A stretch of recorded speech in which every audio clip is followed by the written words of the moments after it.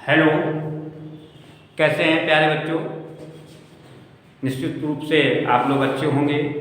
आपके अपने पसंदीदा YouTube channel bonding with mathematics में मैं प्रदीप सिंह आपका बहुत बहुत स्वागत करता हूं।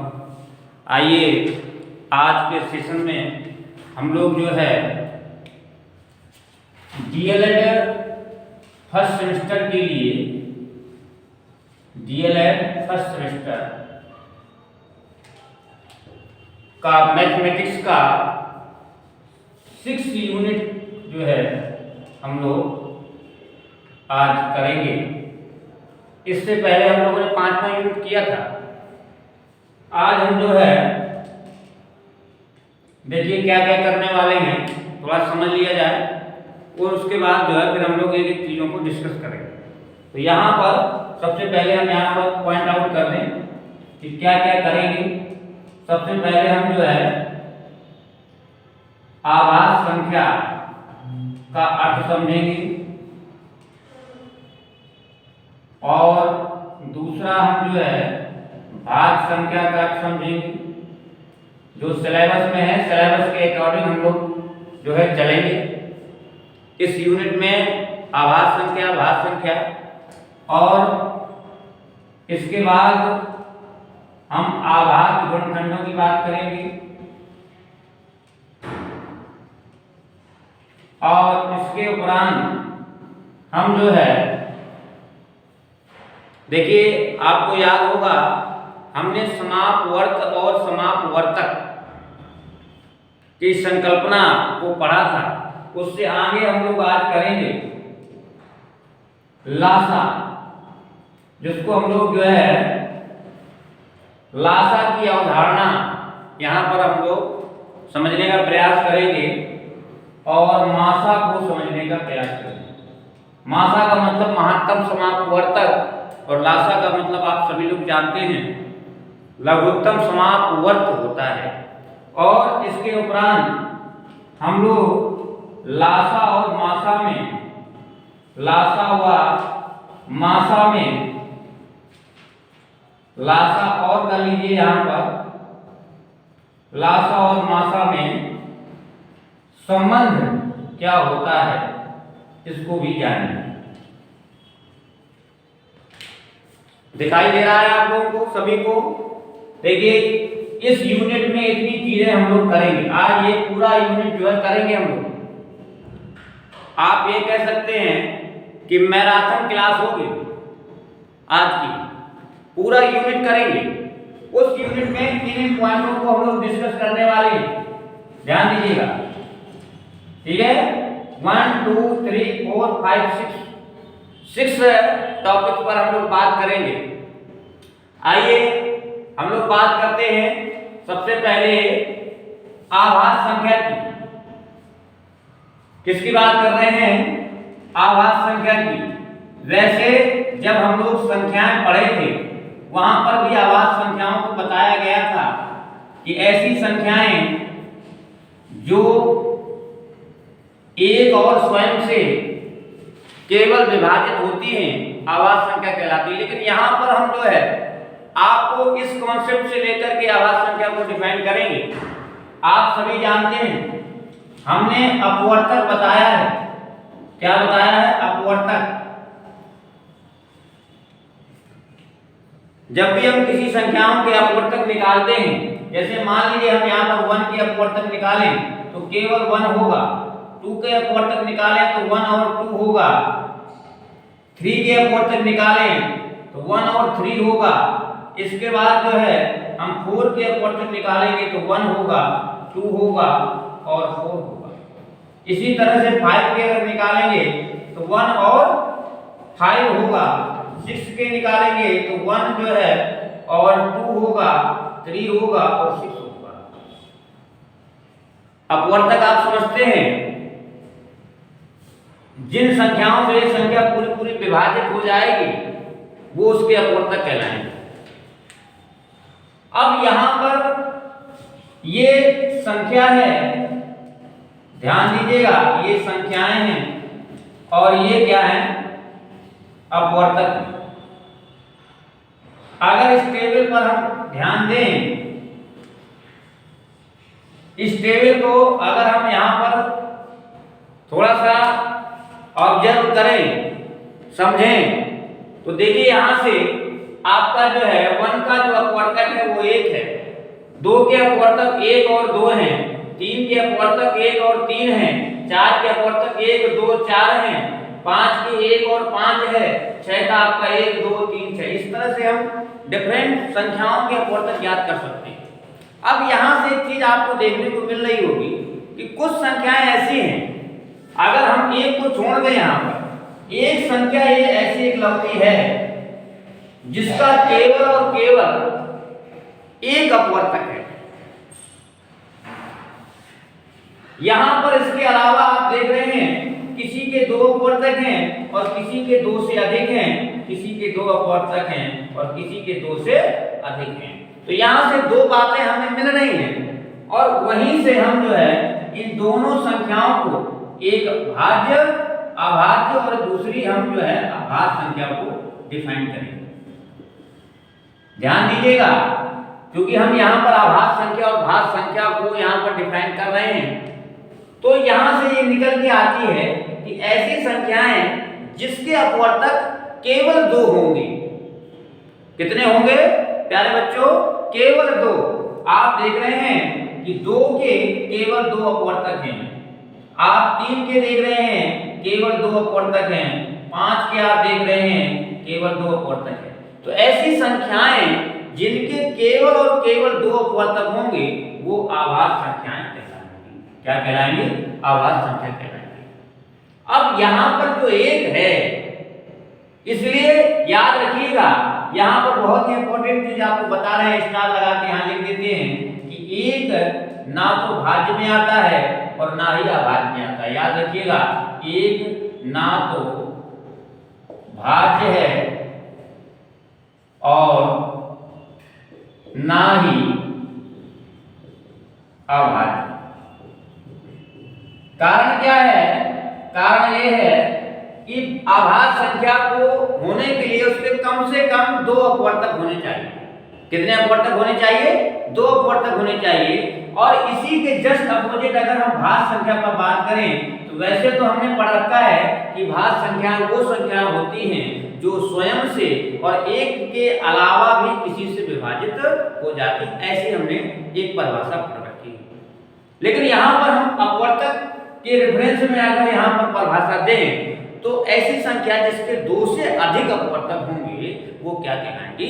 भाज्य संख्या कहलाएंगी। अब हम आपसे यहाँ पर अभाज्य और भाज्य संख्या की अगर डेफिनेशन यानी अर्थ अगर आपको पूछें तो आप बता सकते हैं कि ऐसी संख्याएं यहाँ पर लिख सकते हैं, यहाँ पर लिख सकते हैं, अभाज्य संख्या को लिख लेंगे, ऐसी संख्या शॉर्ट में लिख लें, ऐसी संख्या जिसके केवल 2 अपवर्तक। कितने अपवर्तक हों प्यारे बच्चों? 2 अपवर्तक। उसको क्या कहेंगे? आभाज्य संख्या कहेंगे। ये आभाज्य संख्या की परिभाषा हम बता रहे हैं। एग्जाम्पल्स के तौर पर आप कह सकते हैं 2 है, 3 है, 5 है, और भी अगर आगे चलें तो अगली आपको 7 मिल जाएगी, अगली आपको क्या मिल जाएगी? और ये 11 मिल जाएगी। 7 के बाद 8 नहीं मिलेगा, बात समझिए, क्योंकि 8 के जो अपवर्तक होंगे, यहां से देखिए ध्यान से, 8 के जब अपवर्तक निकालेंगे तो 1 भी होगा, 2 भी होगा, 4 भी होगा और आपका 8 भी होगा।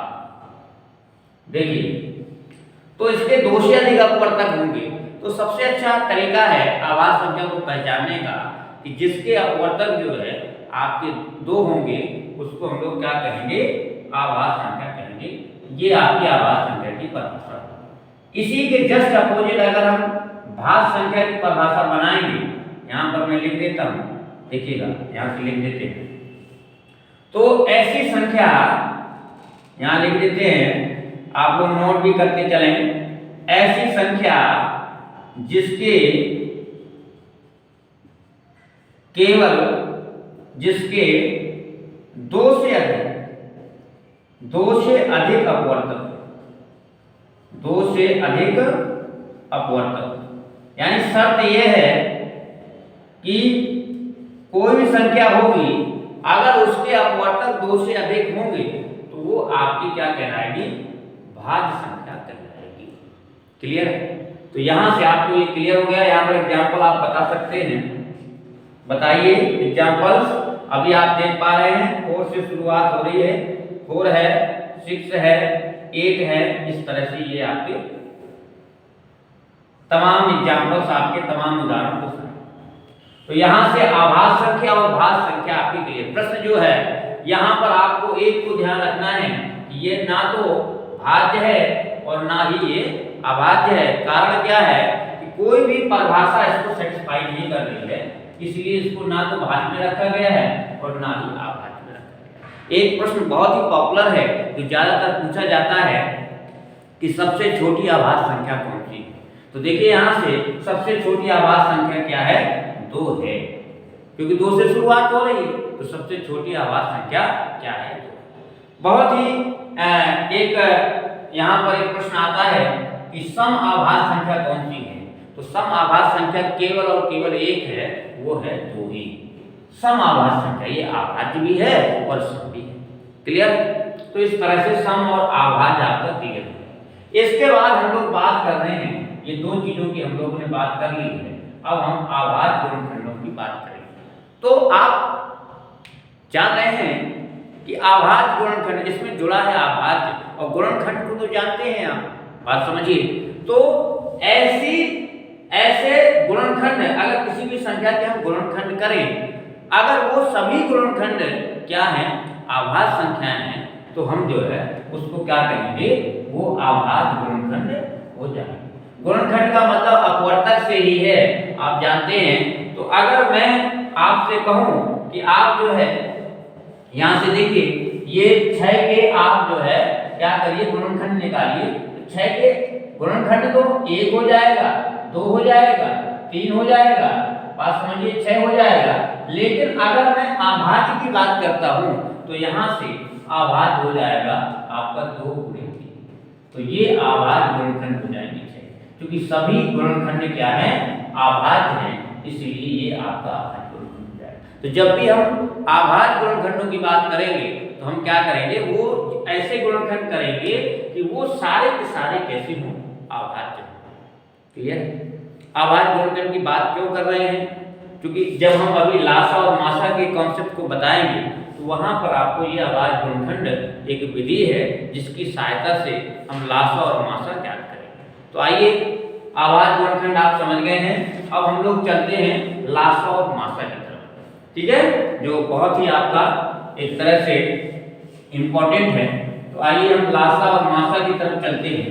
तो लासा क्या है और मासा क्या है, इससे पहले हम जो है आपको ले चलते हैं थोड़ा सा कॉन्सेप्ट हमने जब पीछे आपको बताया था, याद करिए कि हमने जो है आपको एक कॉन्सेप्ट बताया था समापवर्तक। एक आपको याद होगा समापवर्तक, इसको बताया था समधन अपवर्तक।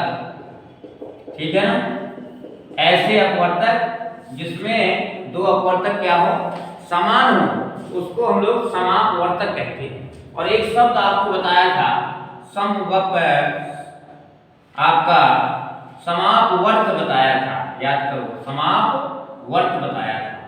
ठीक है, समधन अपवर्त याद करिए, बताया था ना। अब देखिए यहां से इन दोनों चीजों को समझिए। इसी में लगा दिया हमने क्या, महत्तम। क्या लगा दिया, महत्तम लगा दिया। इसमें क्या लगा दिया, लघुत्तम लगा दिया। तो लघुत्तम का मतलब हो गया छोटा, ठीक है ना, और महत्तम का क्या मतलब हो गया, बड़ा।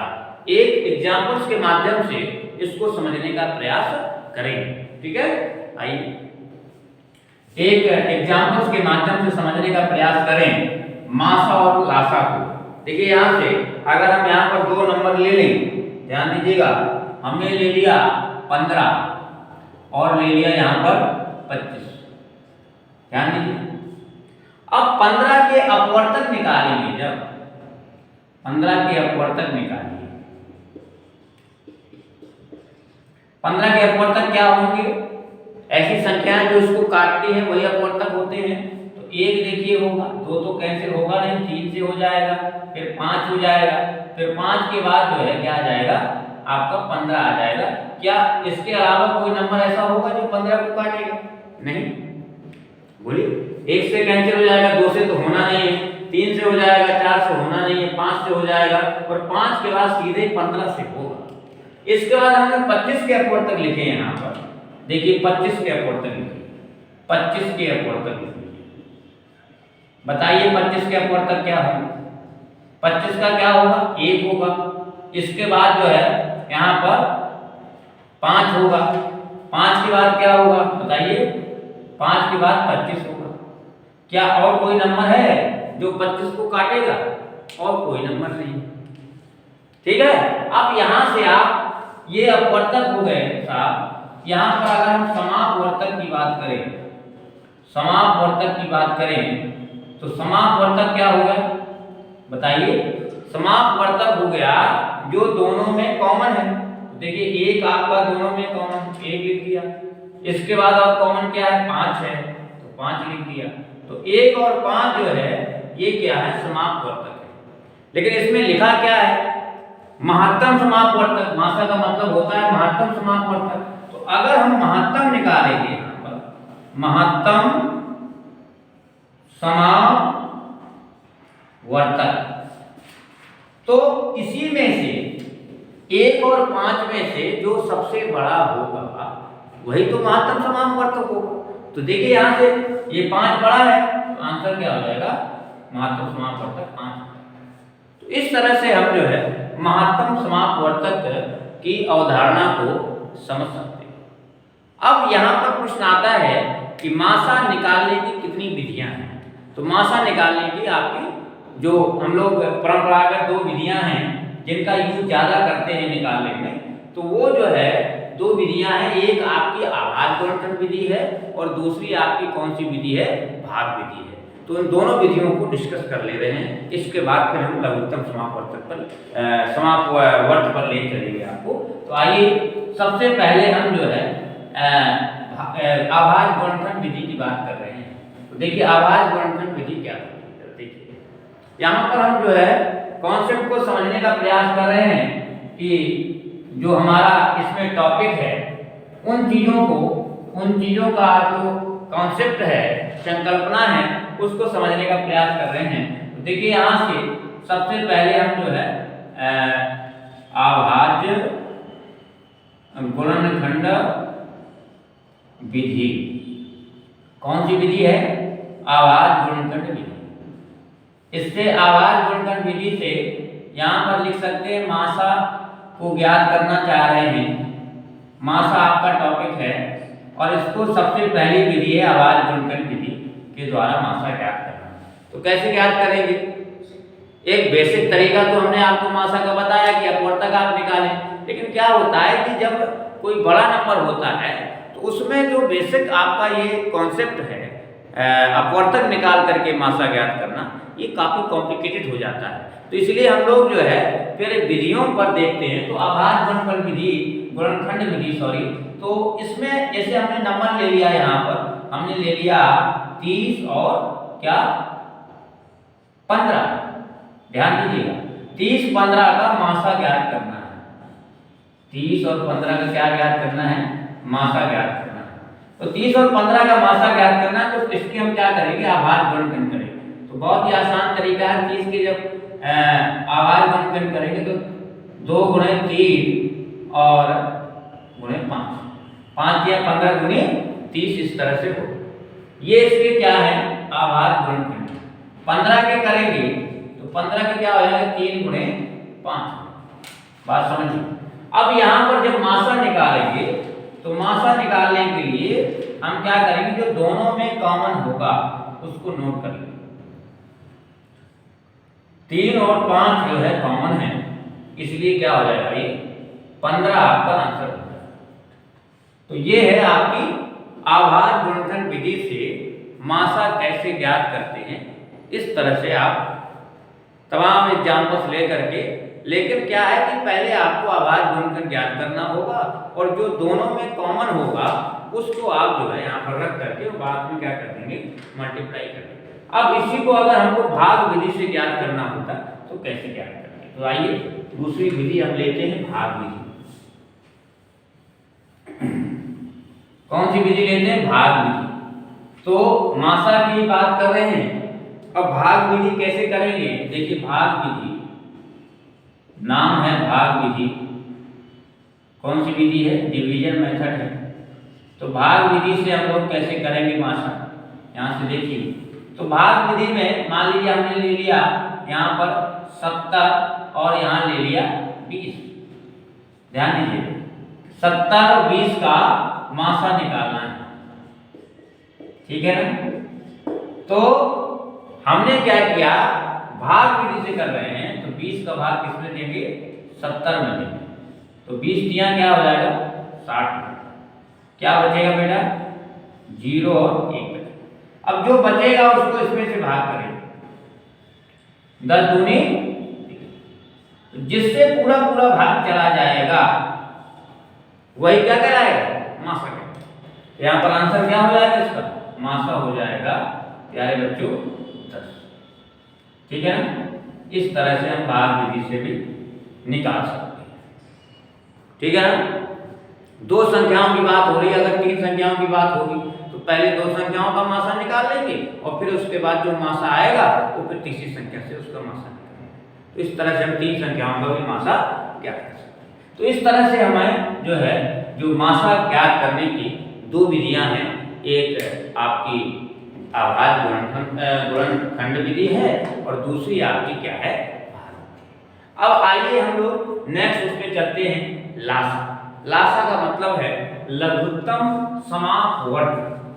तो यहाँ पर सबसे पहले हम जो है यहाँ पर समापवर्त की चर्चा कर लें। अभी हमने बताया था आपको कि समधन अपवर्त। तो समधन अपवर्त, तो सबसे पहले अपवर्त क्या होता है, जिसको इंग्लिश में कहते हैं मल्टीपल, ठीक है। तो यहाँ पर जैसे हम आपसे कहें एक छोटा सा यहाँ पर एग्जाम्पल ले लेंगे कि 2 के अपवर्त क्या होंगे, अपवर्त बताइए 2 के अपवर्त।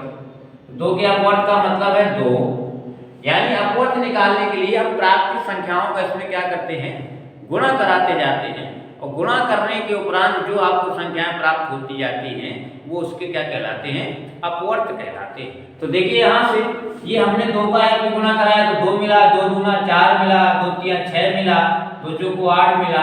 इस तरह से आपको ये 2 पंचे 10, इस तरह डाट आपको ये 2 के अपवर्त हो जाएंगे। क्लियर है। तो यहाँ से ये भी क्लियर है, इससे पहले आपको चर्चा हो चुकी है कि अपवर्तकों की संख्या जो है आपकी निश्चित होती है, जबकि अपवर्त जो होते हैं वो निश्चित नहीं होते हैं, क्योंकि प्राकृतिक संख्याएं निश्चित नहीं है। बात क्लियर है, ठीक है। अब यहाँ पर हमको बात करनी है समापवर्त की। तो समापवर्त का मतलब है समापवर्त की बात करना है। तो समापवर्त में जो अगर हम यहाँ पर 2, यहाँ पर अभी हमने लिया 24 लिया, मान लीजिए 24 तो थोड़ा बड़ा नंबर हो जाएगा, यहाँ से 2 और 8 ले लेते हैं। तो 2 और 8 का समापवर्त निकालेंगे, पहले समापवर्त निकालेंगे, ध्यान दीजिएगा 2 और 8 का समापवर्त निकालेंगे। तो 2 का पहले हम अपवर्त निकालेंगे। अभी अभी हमने 2 के अपवर्त निकाले हैं, 2 के अपवर्त निकाले, लिख देते हैं यहाँ पर। 2 के अपवर्त क्या हो जाएंगे, 2 हो जाएगा, 4 हो जाएगा, 6 हो जाएगा, 8 हो जाएगा, 10 हो जाएगा, डाट हो जाएगा। इसके बाद हम 8 के अपवर्त निकालेंगे। क्या निकालेंगे, 8 के अपवर्त निकालेंगे। अब यहाँ पर जब 8 के अपवर्त निकालेंगे तो 8 होगा, 16 होगा, 8 का 24 होगा, 8 को 32 होगा, डाट एंड सो ऑन। इस तरह से हम लोग करेंगे। अब आप यहाँ पर देखिए कि हमें निकालना है समापवर्त, समधन अपवर्त, जो दोनों में समान हो उसी को तो समापवर्त कहेंगे। तो आइए यहाँ पर निकालते हैं समापवर्त। किसका समापवर्त निकाल रहे हैं, 2 और 8 का निकाल रहे हैं। तो समापवर्त निकालेंगे तो इसमें जो दोनों में समान होगा, तो देखिए यहाँ से 8 आपका दोनों में आएगा, यहाँ से इसके बाद आपको जो मिलने वाला है यहाँ पर 12 भी मिलेगा, यहाँ पर आपको 14 मिलेगा, 14 के बाद 16 मिलेगा, तो दूसरा नंबर आपको 16 मिलने वाला है। अगला नंबर आपको यहाँ से देखेंगे 24 भी आपको मिलेगा कॉमन, क्योंकि 16 के बाद फिर 18 आएगा, 18 इसमें है नहीं, बात समझिए। 18 के बाद 20 आएगा, 20 के बाद फिर 22 आएगा, 22 के बाद फिर 24 आएगा, तो यहाँ 24 भी आपको कॉमन मिलेगा। तो इस तरह से आपको ये कॉमन मिलेंगे, तो ये समापवर्त हो जाएगा। लेकिन हम लोग किसकी बात कर रहे हैं? लघुत्तम समापवर्त की बात कर रहे हैं। अब इसी में अगर समापवर्त में हम क्या जोड़ दें? लघु शब्द जोड़ दें, यानी लघुत्तम। क्या जोड़ दें? लघुत्तम। तो लघुत्तम का मतलब है, यहाँ पर आपको दिखाई दे रहा होगा, लघुत्तम समापवर्त का मतलब है कि जो समापवर्त आया है इसमें जो सबसे छोटा है, क्या है? इसमें जो सबसे छोटा है, लघुत्तम है, उसी को लघुत्तम समापवर्त कहेंगे। तो ये लघुत्तम समापवर्त, इसमें सबसे छोटा क्या है? 8 है, इसलिए आंसर क्या हो जाएगा? लघुत्तम समापवर्त, या इसी को शॉर्ट में हम जो है लासा कहते हैं। क्या कहते हैं? लासा। तो लासा कितना हो जाएगा इसी का? इसी का लासा क्या हो जाएगा? 8 हो जाएगा। क्लियर है? समझ में आ रहा है? इसके बाद हम लोग अब लासा निकालने की विधियों पर चर्चा करेंगे, ठीक है ना? हम यहाँ पर एकदम सामान्य चीजों को आपको बता रहे हैं, यानी कॉन्सेप्ट बता रहे हैं कि प्रोसेसिंग कैसे करेंगे और इनका मतलब क्या है, कैसे निकालते हैं। तो लासा आप समझ गए होंगे। अगर बेसिक उसकी डिफिनीशन से जाएंगे तो डिफिनीशन से यानी अपवर्त निकाल करके कैसे लघुत्तम समापवर्त निकालेंगे, उसको हमने यहाँ पर आपको बताने का प्रयास किया। उम्मीद है कि आपको ये चीज समझ में आई हो। अब आइए हम जो है लासा ज्ञात करने की जो है विधियां देखेंगे। तो लासा ज्ञात करने की, जिस तरह से हमने मासा ज्ञात करने की 2 विधियां पढ़ी, उसी तरह से हम जो है यहाँ पर लासा ज्ञात करने की भी 2 विधियां पढ़ेंगे। कौन कौन सी? ये लासा, यहाँ पर लिख देते हैं लासा। लासा का मतलब लघुत्तम समापवर्त, याद रखिएगा, ध्यान रखना है। और इसकी 2 विधियां हैं। एक आपकी आभाज्य गुणनखंड विधि है। कौन सी विधि है? आभाज्य गुणनखंड। कौन सी विधि है भाई? आभाज्य गुणनखंड विधि। दूसरी विधि कौन सी है? दूसरी विधि भाग विधि है। वहां भी हमने दोनों विधियों को पढ़ा था, यहाँ भी दोनों विधियों को पढ़े। अब देखिए दोनों में अंतर क्या है? दोनों में अंतर यह है कि जब हम वहां निकालते थे, हम एक एग्जाम्पल्स के माध्यम से आपको समझाने का प्रयास करेंगे। यहाँ पर हमने एग्जाम्पल्स लिया। देखिए क्या होता है कि जो बेसिक आपका कॉन्सेप्ट है, बेसिक कॉन्सेप्ट से छोटे नंबर्स को तो निकालना आसान होता है। ये विधियां क्यों आई, इसके पीछे रीजन क्या है? इसके पीछे रीजन यही है कि छोटी छोटी क्लासेस में आपको कॉन्सेप्ट से निकाला जा सकता है, लेकिन छोटे छोटे नंबर्स में निकालने के लिए बहुत आसान होता है। और जैसे ही नंबर बड़े होते हैं फिर आपको क्या होती है? प्रॉब्लम होती है। तो इसलिए हमने यहाँ पर एक नंबर लिया, 75 लिया, और यहाँ पर 125 लिया। ध्यान दीजिएगा, ठीक है? तो यहाँ से हमको 75 और 125 का क्या निकालना है? लासा निकालना है। क्या निकालना है? लासा। तो 75 के क्या करिए? आभाज्य गुणनखंड करिए। तो 5 गुणे 5 और गुणे 3, 25 के 75। 125 के करेंगे तो 125 के क्या हो जाएंगे? 5 गुणे 5 गुणे 5। अब यहाँ पर जब हम लासा लिखेंगे, क्या लिखेंगे? लासा। तो जब लासा लिखेंगे तो यहाँ पर लासा लिखते समय आपको ये ध्यान रखना है कि जो कॉमन है, कॉमन क्या क्या है? 5 है, 5 है, यहाँ भी 5 है, यहाँ भी 5 है। तो ये 5 2 बार आपका नोट हो जाएगा। इसके बाद जो बचेगा, क्या बचेगा? 3 बचेगा, 3 को नोट कर लेंगे, और एक ये 5 बचेगा, इसको भी नोट कर लेंगे। इसके बाद इनका क्या कर देंगे? सबका गुणा करा देंगे। तो 25 25 पंचे 125 गुणे 3 हो जाएगा। तो 3 पचे 15 और 3 दूनी 6 1 7 हो जाएगा। 3 तो कितना आंसर आ जाएगा? लासा कितना आ जाएगा? 375 आ जाएगा। कितना आ जाएगा? 375। तो ये इस तरह से हम लोग लासा निकाल सकते हैं। इन दोनों का लासा जो हो जाएगा वो हो जाएगा 375। ठीक है? क्लियर है? ये आपका लासा। अब आइए हम लोग जो है बात करते हैं किसकी? अगले उसकी। तो अगले उसकी जब बात करेंगे तो अगला विधि है भाग विधि। अब इसी को अगर भाग विधि से निकालना होता तो कैसे निकालना, आइए इसकी भी बात कर लेते हैं। एग्जाम्पल सही रहेगा, ठीक है ना, लेकिन जो है यहाँ पर हम कर देते हैं इसको मिटा करके, और आंसर देखो यही आएगा। कैसे करेंगे देखिए जरा ध्यान दीजिए। यहाँ पर हमने 75 और 125 लिया है, तो 75 और 125 यहाँ पर नोट करके, अब ये किससे कैंसिल होगा, 5 से हो जाएगा। तो 5 से कैंसिल करेंगे तो 5 एक 5 और 2 बचेगा, 25 हो जाएगा। फिर हम 5 से कैंसिल करेंगे, 5 दूनी 10, 25 हो जाएगा। फिर 5 से कैंसिल करेंगे तो ये 15 हो जाएगा, और सॉरी 3 आ जाएगा, 5 दिया 15, और ये हम चाहे तो पहले 3 से भी कर सकते हैं, और इधर जो है 3 से हो जाएगा। तो यहाँ पर ये कंपलसरी नहीं है, अगर यहाँ पर ये 3 से कैंसिल हो रहा है, ये नहीं हो रहा तो इसको 5 ही लिख देते, बात समझिए। अब यहाँ से 5 से कर देते, तो ये 1 और इस तरह से आएगा। अब इसका क्या कर देंगे, गुणा करेंगे, तो ये तो लासा कितना हो जाएगा, 5 गुणे 5 गुणे 3 गुणे 5, तो बोलो यहीं पर पहुंच गए। और इसका जब मल्टीप्लाई कराएंगे तो कितना आएगा प्यारे बच्चों, 375 आएगा। क्लियर है? इस तरह से हम लोग जो है भाग विधि से भी लासा ज्ञात कर सकते हैं। अब हम लोग जो है सबसे जो लास्ट हमारा टॉपिक है लासा और मासा में संबंध, इसको हम लोग देखें कि लासा और मासा में संबंध क्या होता है, ठीक है ना, इसको हम लोग समझें। और यहाँ से कुछ और आपको कंक्लूजन के तौर पर कुछ पॉइंट्स यहाँ पर आप निकाल सकते हैं कि आप लासा में देखेंगे कि लासा जो होगा वो जिन संख्याओं का लासा होगा उन संख्याओं से वो पूरा पूरा विभाजित होगा, और मासा में क्या होगा कि जिन संख्याओं का मासा होगा वो मासा जो है उन संख्याओं को पूरी तरह से विभाजित करेगा। बात समझिए, ठीक है ना।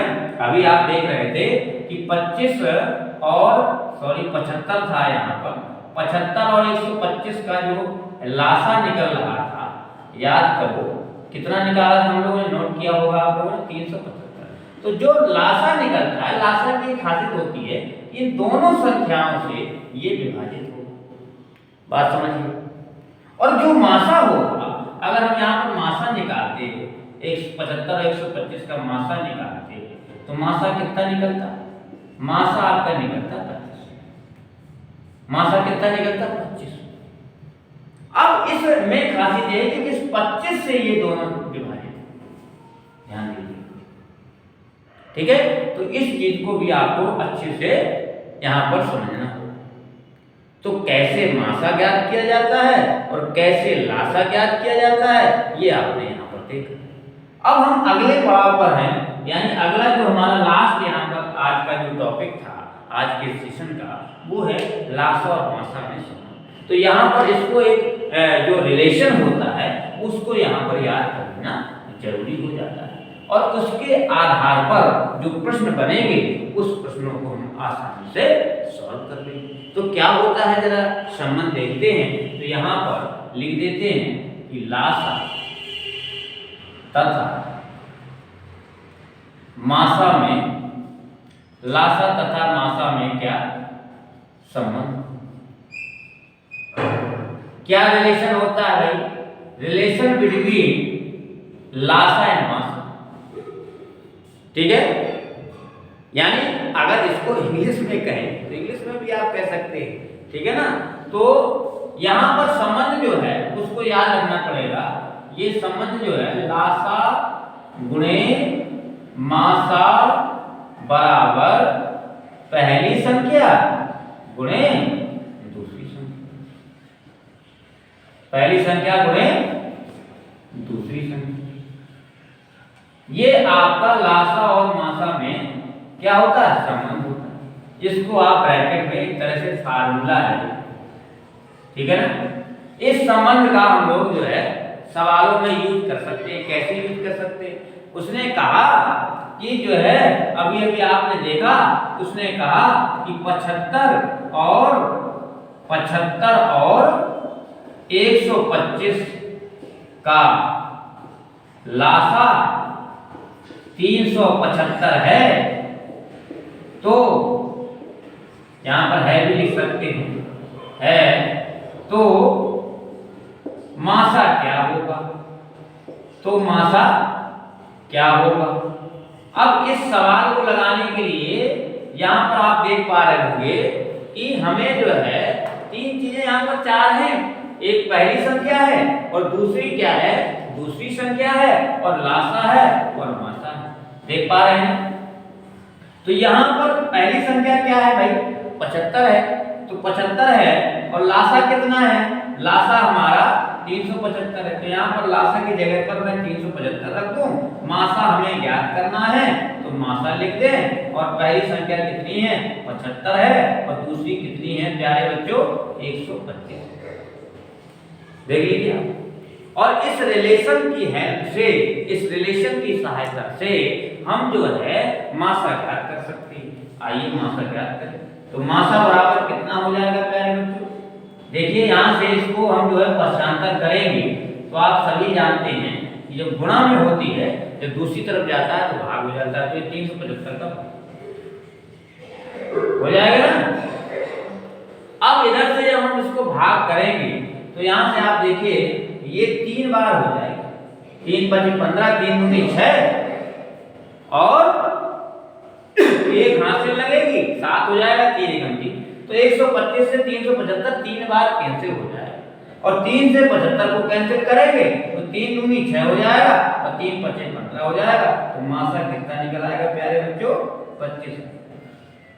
तो इस तरह से हम जो है इस रिलेशन के थ्रू हम किसी भी सवाल को लगा सकते हैं। तो इस तरह से आपके यहाँ से 2 फार्मूले भी आप बना सकते हैं कि जब आपको ध्यान दीजिएगा, इसको समझ में आ गया। ये पहली संख्या थी, ये दूसरी थी, ये लासा था, मासा ज्ञात करना था। इस फार्मूले में हमने संख्याओं को पुट किया और इससे मासा निकाल दिया। तो इस तरह से आप जो है इसको यहाँ से हम मिटा देते हैं और यहाँ से एक 2 फार्मूले निकाल सकते हैं या 3 निकाल सकते हैं, 4 भी निकाल सकते हैं। देखिए कैसे। अगर आपको मासा ज्ञात करना है तो मासा ज्ञात करने के लिए क्या करेंगे आप? पहली संख्या और गुणे, मैं संख्या नहीं लिखता, पहली और दूसरी लिख देता हूँ, ठीक है ना, शॉर्ट में लिख देता हूँ। और बटे क्या हो जाएगा प्यारे बच्चों? लासा। तो जब भी आपको मासा ज्ञात करना हो तो इस फार्मूले का प्रयोग कर सकते हैं। अगर आपको लासा ज्ञात करना है तो लासा निकालने के लिए ये पहली और दूसरी तो लिखा रहेगा और यहाँ पर क्या लिख हो जाएगा? लासा की जगह पर मासा। तो इस तरह से एक फार्मूला आपको ये प्राप्त होगा।